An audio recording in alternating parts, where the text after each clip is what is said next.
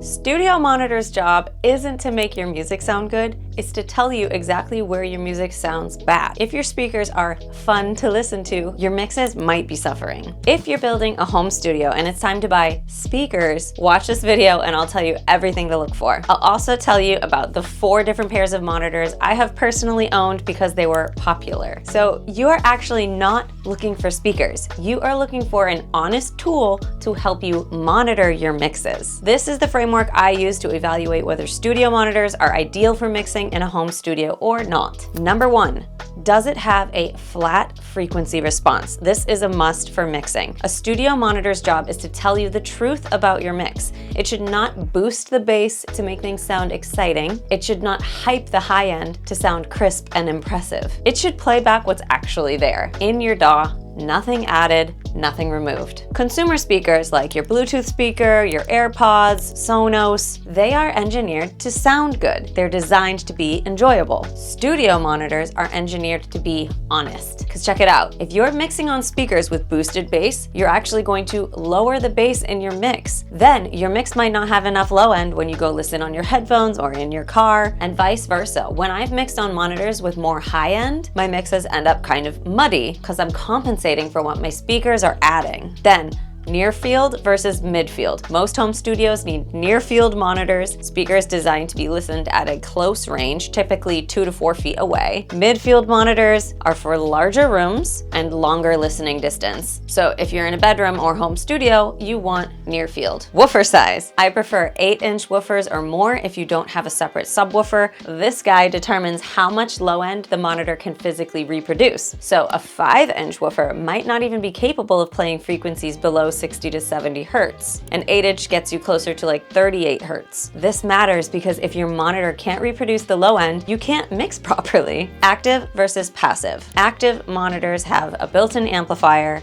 Passive monitors need an external amp. For home studios, I always go active. Less gear, less complexity. The amp is matched to the speaker by design. And lastly, the dollar amount. If how your music sounds is important to you, then monitors are an important investment. And I'd like to point out, I owned my last pair of monitors for 12 years. They retailed around $400 each, so roughly 800 bucks. That's about $67 a year. That's pretty good math because monitors that can last over a decade are a better value than cheap monitors you'll have to replace in 2 years. Also, they have decent resale value. I sold my KRKs when I upgraded, so you can even get some of that investment back if you switch it up in the future. Now, let me share my experience with the 4 brands I've owned, and those are from Mackie, Yamaha, KRK, and Kali Audio. If you're on the tightest possible budget and need something to get started, the Mackie CR series gets mentioned a lot, but here's my honest take. Mackie makes great professional audio equipment. Their mixers and interfaces are solid, but the CRs are honestly just kind of like computer speakers shaped like studio monitors. If you want to play music out loud, sure, these could work. But for mixing, if your budget is that tight, I'd rather you pick up a really good pair of closed back mixing headphones and skip the speakers altogether. Next, the Yamaha HS8s. These Yamahas are everywhere. The white cone, the black cabinet, they are genuinely iconic. And though the HS8s are an improvement on the beloved NS10s, the whole reason people loved the NS10s was actually because they sucked. So if you could get your mix to sound good on those and the good speakers, you were home free. I used the HS8s for a very long time. They were my primary monitors. Supposedly they are genuinely flat, accurate monitors, but why do so many of us feel like the high end is a little hyped and possibly a little scooped in the mids? When I would mix on these, I did find myself pulling down on the high frequencies, and I often had to fix my mixes later because they weren't bright enough. Then there's the KRK Rokits. These are probably the most recognizable studio monitors in bedroom studios for their big yellow cone. And no, I did not sell mine just because they didn't go with my studio decor. They were just a bit too fun in the studio, and it was ruining my mixes.